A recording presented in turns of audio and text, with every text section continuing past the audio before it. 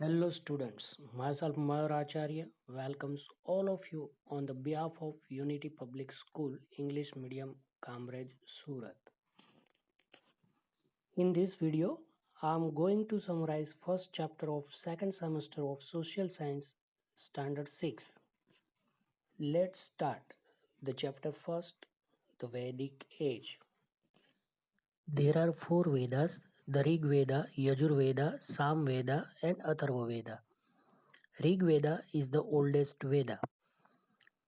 चार वेद है, ऋग्वेद, यजुर्वेद, सामवेद और अथर्ववेद, जिसमें ऋग्वेद सबसे प्राचीन वेद है. There are around 1028 hymns for worshipping different gods and goddesses, mainly Agni, Indra and Soma. अलग अलग देव देवियों की, खास करके अग्नि, इंद्र और सोम की कुल मिला के 1028 स्तुति वेदों में है. Rishis or sages recited the Vedic mantras and suktas. The gurus divided the Vedic hymns into alphabets and words and asked the Sishyas to recite them and made them learn by heart. Thus, Vedas were heard and learnt by heart. So, they are also called Shruti Granth. ऋषि मुनि वैदिक मंत्रों और सूक्तों को अपने शिष्यों को सुनाते थे. गुरु ने वैदिक स्तुतियों को अल्फाबेट्स और वर्ड्स में डिवाइड करके डिसिपल्स यानी कि शिष्यों को सुनाने और याद करने को कहते थे. इस तरह वेद है वो सुने गए और सीखे गए, इसलिए उसे श्रुति ग्रंथ भी कहते हैं. Vedas were printed around 200 years ago. वेद है वो सिर्फ 200 साल पहले ही प्रिंट किए गए. Historians collect information of the past just like the archaeologists using both literary and archaeological sources. इतिहासकार भी पुरातत्वविदों की तरह साहित्यिक और पुरातत्वीय सोर्सेस का उपयोग करके माहिती को संग्रहित करते हैं. Some of the suktas in Rig Veda are in conversational form. The conversation between sage Vishwamitra and two rivers, Bias and Satluj, worshipped as goddesses, is an example of such a conversation. Rigveda के कुछ सूक्त संवाद के रूप में हैं, जैसे ऋषि विश्वामित्र और दो नदियां बियास और सतलुज जिनकी पूजा की जाती थी उनके बीच का संवाद. Historians use this conversation for the study of Rig Veda. According to their opinion, rivers were given great importance just as horses and cattle. इतिहासकार ये संवादों का उपयोग ऋग्वेद का अभ्यास करने में करते हैं. उनके मत अनुसार नदियों को भी घोड़े और पशुओं की तरह ज्यादा महत्व दिया जाता था. The Rig Veda provides us information that people wish to acquire materialistic things like horses and cattle, male child, etc. Rigveda से हमें जानकारी मिलती है कि उस समय लोग भौतिक चीजें जैसे घोड़े और पशु एवं संतान के तौर पे बेटा इत्यादि प्राप्त करने की इच्छा रखते थे. There were conflicts among people for animals' fodder and places where water was available in abundance. पशुओं के चारे और जहां पानी अधिक मात्रा में उपलब्ध हो, ऐसी जगहों के लिए लोगों के बीच संघर्ष भी होता था. A part of the wealth acquired in the war was kept by the leader before distributing priests and common people. पुजारी और आम लोगों को वितरण करने से पहले युद्ध में जीती गई संपत्ति और धन का कुछ हिस्सा लीडर अपने पास रखते थे. Some part was used for yagnas as offering to gods and goddesses. These offerings were in the form of ghee, grains, etc. युद्ध में जीती गई धन संपत्ति का कुछ हिस्सा देव देवियों को प्रसन्न करने के लिए यज्ञास में घी, अनाज इत्यादि के तौर पे उपयोग में लिया जाता था। There was no system of maintaining a permanent army in Vedic society. People sat together to conduct meetings to discuss war and peace and choose brave and able warrior as their leader. वैदिक society में permanent army नहीं रखते थे। लोग साथ में बैठ के युद्ध और शांति की मंत्रणा करते थे और सबसे बहादुर और कार्यक्षम योद्धा को लीडर के तौर पे चुना जाता था। The Aryan society was divided into four social groups based on occupation which were called Varnas. These Varnas were mainly Brahmin, Kshatriya, Vaishya and Sudra.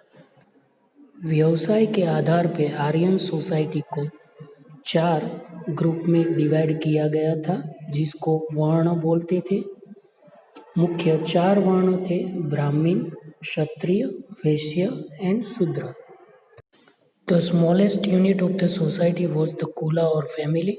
A number of Kulas together were known as Visha or clan. A number of clans become Jana or tribe. Society के सबसे छोटे unit को कुला और family के नाम से जाना जाता था। बहुत सारे कुला साथ में मिलके विशा और क्लैन और बहुत सारे क्लैन्स साथ में मिलके जना या ट्राइब के नाम से जाने जाते थे। The people who composed the Vedas called themselves Arya and those whom they opposed as Dasyus or Dasas. Dasas were the local residents of the Ganga Valley and did the manual jobs. जिन्होंने वेदों की रचना की है वो अपने आप को आर्य और दूसरी कास्ट को दस्युस और दासास कहते थे। दासास गंगा वैली के स्थानीय निवासी थे और उनसे छोटे या तो फिर तुच्छ काम करवाए जाते थे। Megaliths have been found in burial sites. The remains of these megaliths have been found in South India as well as in Northeast India. महापाषाण कब्र के अवशेष साउथ इंडिया और नॉर्थ ईस्ट इंडिया दोनों जगह पाए गए हैं। Some megaliths have been found both above and below the ground. Archaeologists have found well-arranged round-shaped stones along with some vertical ones. These stones are evidence of their burial practice. कुछ महापाषाण ground के ऊपर और नीचे दोनों जगह मिले हैं। पुरातत्वविदों को राउंड शेप में बड़े स्टोन्स वेल अरेंज मिले हैं जिसमें से कुछ स्टोन्स है वो वर्टिकली अरेंज किए गए हैं। ये सारे स्टोन्स है वो एविडेंस है कि उस टाइम डेड बॉडी की दफन विधि होती थी। There is similarity in the burial sites where usually the dead bodies were buried along with objects like vessels made of red and black clay, tools, weapons, ornaments, etc. Even bones of animals like cow and goat have been also found. ये सारी जो burial sites मिली है उसमें कुछ समानताएं देखने को मिलती है। आमतौर पे डेड बॉडीज को रेड और ब्लैक क्ले के बने हुए वेसल्स, टूल्स, वेपन्स, ऑर्नामेंट्स इत्यादि के साथ दफनाया जाता था। काव और गोट जैसे एनिमल्स के बोन्स यानी कि हड्डियां भी ऐसी साइट्स पे मिली है। 33 golden beads and conch shells were found from the grave of the person from the village Brahmgiri, whereas only clay vessels were found near other graves. This probably shows the difference in the status of the people in the society. There would have been some social inequality. Brahmagiri के पास मिली कोई कब्र में 33 golden beads यानी कि मोती and cone cells means शंख मिले हैं जबकि दूसरी कब्रों में सिर्फ क्ले के बने वेसल्स मिले हैं जिससे हमें ये पता चलता है कि उस टाइम लोगों के बीच सोशल डिफरेंस या तो फिर सोशल इनइक्वालिटी थी। Inamgaon is situated on the bank of river Ghod in Maharashtra. The evidence is found from Inamgaon prove that farmers used to live at this site from 3600 BC to 2700 BC. Sometimes people were also buried in their houses along with their belongings. Maharashtra की घोड़ नदी के किनारे इनाम गांव बसा हुआ है।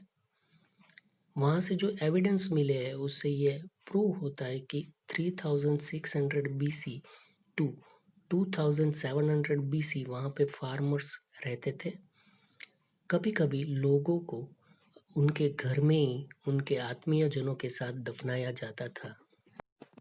Archaeologists have found traces of wheat, barley, rice, and sesame seeds, etc., along with skeleton of animals which also depict the food habits of the people.